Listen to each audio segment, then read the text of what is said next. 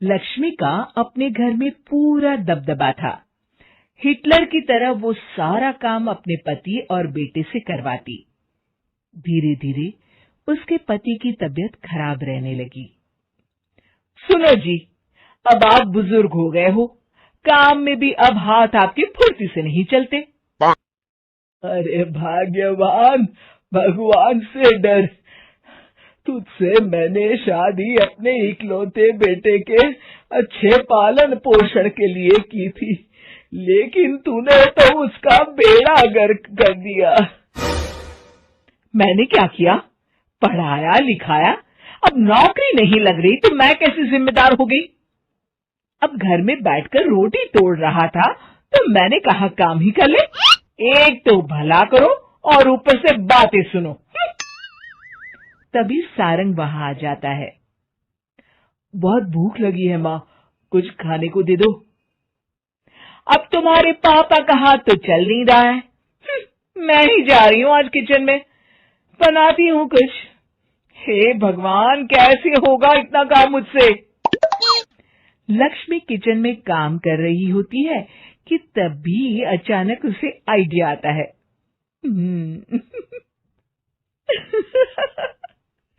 अरे मैं भी ना, अरे यहाँ तो फ्री की नौकरानी ला सकती हूँ मैं, फिर मैं क्यों खाना बना रही हूँ? उस दिन लक्ष्मी सारंग की पसंद का खाना बनाती है और बैठकर उसे बड़े ही प्यार से खिलाती है। खा ले बेटा, खा ले, पेट भर के खा ले। अरे रुक, मैं तेरे लिए ना गर्मा गर्म रोटियां लाती हूँ। सारंग और उसके पिता एक दूसरे की ओर बड़े ही हैरानी से देखते हैं। बेटा सारंग, जरूर दाल में कुछ काला है, वरना ये औरत तो हमें बासी खाना भी सुकून से ना खाने दे। सुनील की बात लक्ष्मी सुन लेती है और जोर जोर से चिल्लाने लगती है। अरे हाँ, भलाई का तो जमाना ही नहीं रहा। एक तो आग में खुद को जलाकर तुम लोगों के लिए खाना बना रही हूँ और ऊपर से तुम्हें दाल काली लग रही है। अरे माँ, पिताजी का ये मतलब नहीं था, तुम बुरा मत मानो। अरे हाँ बेटा, तू कहता है तो मान लेती हूँ। लक्ष्मी सारंग के पास बड़े ही प्यार से बैठ जाती है और फिर कहती है, बेटा मैंने ना तेरी शादी करने की सोच ली है। अब तेरे पिताजी के हाथ भी नहीं चलते, तो सोच रही हूँ तेरे लिए बीवी ले आऊं। अब पता नहीं ना मैं भी कब मर जाऊं। अब ऐसे भाग्य भी कहाँ है हमारे। क्या कहा? अरे हाँ, तुम तो चाहते ही हो कि मैं मर जाऊं, लेकिन मैं अपनी प्यारी बहू का चेहरा देखे बिना नहीं मरूंगी। हाँ माँ, शादी तो मैं कर लूं, लेकिन मैं नौकरी नहीं करता, फिर कोई क्यों देगा मुझे अपनी बेटी? अरे क्यों नहीं देगा बेटी? इतना बड़ा घर, खेल खलियान है, किस चीज की कमी है हमारे पास? जो आएगी राज करेगी, राज।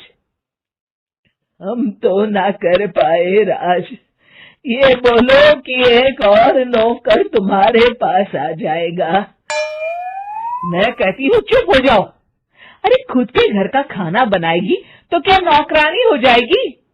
अब तुमसे तो किचन का काम होता नहीं, तो कोई तो करेगा ना। ठीक है माँ, तुम जैसा सही समझो बस।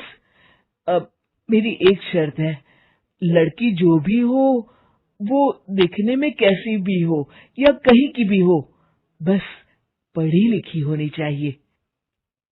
अरे हाँ, ला देंगे पढ़ी लिखी बेटा, मैंने कौन सा काम करवाना है उससे। हाँ।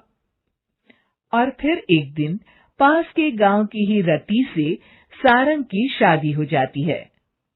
रति दिखने में बहुत ही सुंदर थी, साथ ही साथ काफी पढ़ी लिखी थी।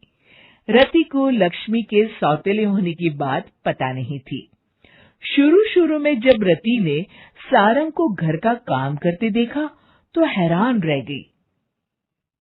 अरे ये तो अच्छी बात है कि आप घर का काम करते हैं, लेकिन मैं तो घर में ही हूं ना। आप क्यों कर रहे हैं जी? जाइए, आप नौकरी के लिए अप्लाई कीजिए ना। तभी लक्ष्मी वहां आ जाती है। अरे रति बहू, करने दे उसे काम। और हाँ, मेरे घर के कुछ नियम है, कायदे हैं।